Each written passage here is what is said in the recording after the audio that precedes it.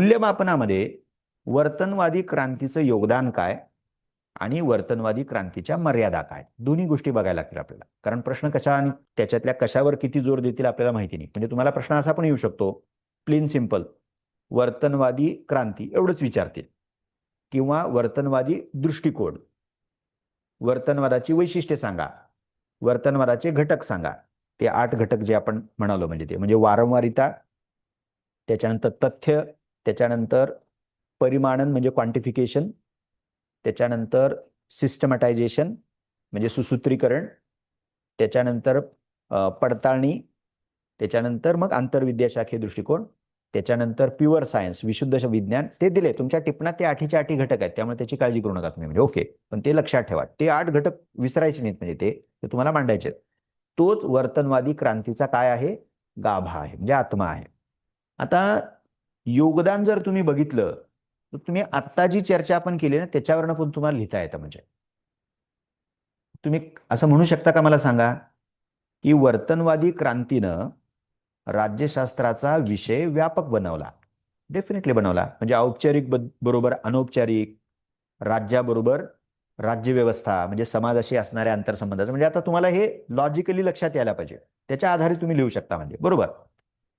दुसरं योगदान जे आहे, अप्रोच बदलला ना त्यांनी. म्हणजे विषय जसा बदलला तसा त्याने अप्रोच बदलला. म्हणजे आणि काय अप्रोच आहे, तर तो अनुभवजन्य, वास्तवदर्शी आणि प्रत्यक्षामध्ये जसं मतदार असेल, राजकीय पक्ष असेल, दबाव गट असतील, संसद असेल, कुठलंही पद असेल, त्यांचा प्रत्यक्षातला व्यवहार काय आहे ह्याच्यावरती त्यांनी भर दिला. म्हणजे ओके, ह्याचा सकारात्मक प्रभाव असा झाला की राज्यशास्त्रामध्ये राज्यशास्त्रज्ञांनी अनेक अशा महत्वपूर्ण विषयासंबंधी अत्यंत महत्वाची आणि पायाभूत माहिती संकलित केली. म्हणजे डेटा संकलित झाला. म्हणजे ही फार महत्वाची आहे.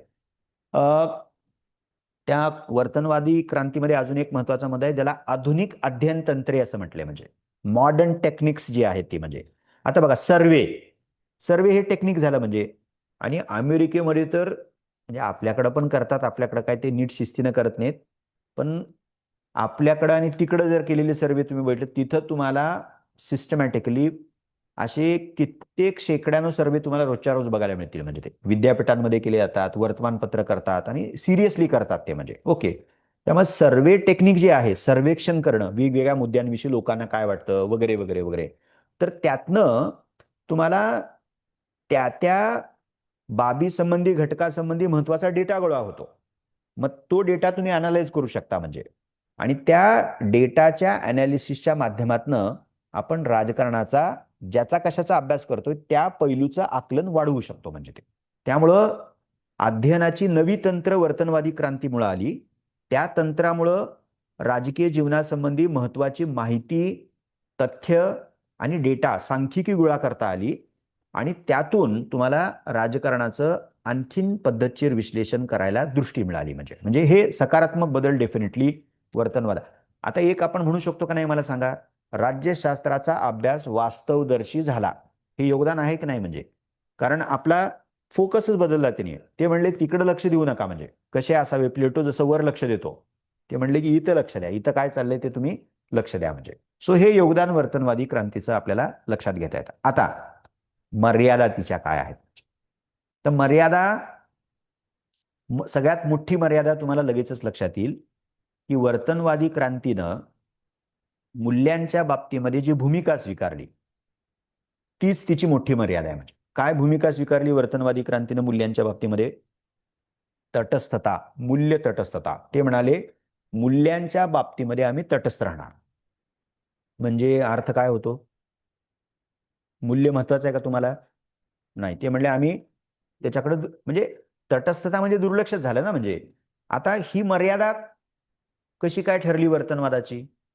का मर्यादा आहे? म्हणजे मूल्यांना सोडून आपण अभ्यास नाही का करू शकत? म्हणजे राज्यशास्त्रात केवळ तथ्यात्मक अभ्यास नाही करू शकत का आपण? उलट एखादा म्हणाला की तथ्यांनाच महत्व द्या, काय घडतंय त्याला महत्व द्या, जेणेकरून तुम्हाला राजकारणाचं, राजकीय जीवनाचं शास्त्र उभं करता येईल, जसं शास्त्र करतं, विज्ञान करतं. पण आपला प्रॉब्लेम असा आहे की आपण काही फिजिक्सवाले, केमिस्ट्रीवाले, बायोलॉजीवाले नाही ना, की आपण पॉल सायन्सवाले आहे. म्हणजे पॉल सायन्स मानवी जीवनाच्या राजकीय आयामाचा अभ्यास करतं आणि राजकीय जीवनामध्ये काय घडतं जसं महत्वाचं आहे, तसं जे घडतं ते योग्य आहे का अयोग्य आहे हे ठरवणं देखील महत्वाचं आहे. म्हणजे त्याला काय म्हणतो आपण, मूल्यमापनाचं काम. आणि ते शब्द लक्षात ठेवा, मूल्यमापनाचं काम महत्वाचं आहे. त्याला तुम्ही अजून कुठला शब्दप्रयोग मराठीमध्ये वापराल? चिकित्सा.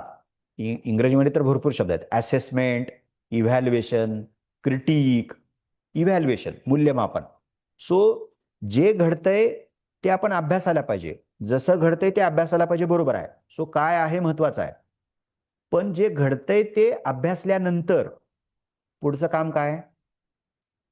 हा हा म्हणजे तिकडे जाऊ आपण. म्हणजे तर जे घडतंय किंवा जे घडलंय ते बरोबर आहे का चूक आहे, योग्य आहे का अयोग्य आहे, समर्थनीय आहे का काही प्रमाणात समर्थन देऊ शकतो आणि त्याच्यामध्ये काहीतरी गडबडी आहेत म्हणजे मर्यादा आहेत. म्हणजे ही चिकित्सा महत्वाची आहे. म्हणजे वर्तनवादानं सामाजिक शास्त्र इन जनरल आणि राज्यशास्त्र हे एक सामाजिक शास्त्र आहे ना, राज्यशास्त्रज्ञांची एक अत्यंत महत्वाची जी जबाबदारी आहे त्या जबाबदारीकडे साफ दुर्लक्ष केलं म्हणजे, आणि ती म्हणजे मूल्यमापनाची जबाबदारी. आणि तुम्ही मूल्यांकडेच दुर्लक्ष केलं म्हणजे ते ओके.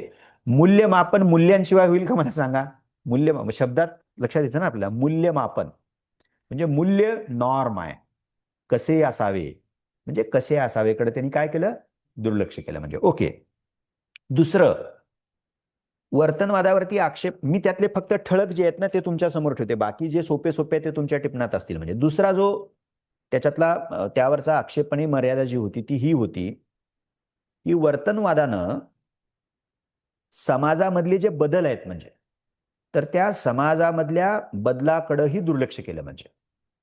म्हणजे बदल व्हायला पाहिजेत का, जे बदल होत आहेत ते योग्य आहेत का, जे झालेले आहेत ते योग्य दिशेने चाललेले आहेत का, तर बिलकुल नाही. म्हणजे कारण आता इतका प्रॉब्लेम तुम्हाला लक्षात येईल त्यातनं की जेव्हा तुम्ही असं म्हणताय की आम्ही राज्यशास्त्राच्या अभ्यासात काय आहे यालाच महत्व देतोय, म्हणजे व्हॉट इज ला महत्व देतोय, मग तुमचा फोकस फक्त तेवढाच आहे. म्हणजे मतदार काय विचार करतात आणि मत देतात, दॅट्स इट. म्हणजे ह्याच्या पलीकडे काहीच नाहीये. म्हणजे जोपर्यंत तुम्ही मतदारांच्या वर्तनाची चिकित्सा करणार नाही, म्हणजे वास्तवात घडणाऱ्या राजकीय प्रक्रियेची चिकित्सा करणार नाही, वास्तवात घडणारी प्रक्रिया अभ्यासावी लागेल, पण जोपर्यंत मूल्यमापन, चिकित्सा, समीक्षा करणार नाही तोपर्यंत तुम्हाला ती जोखताच येणार नाही की योग्य दिशेनं चालली आहे का चुकीच्या दिशेनं चाललेली आहे.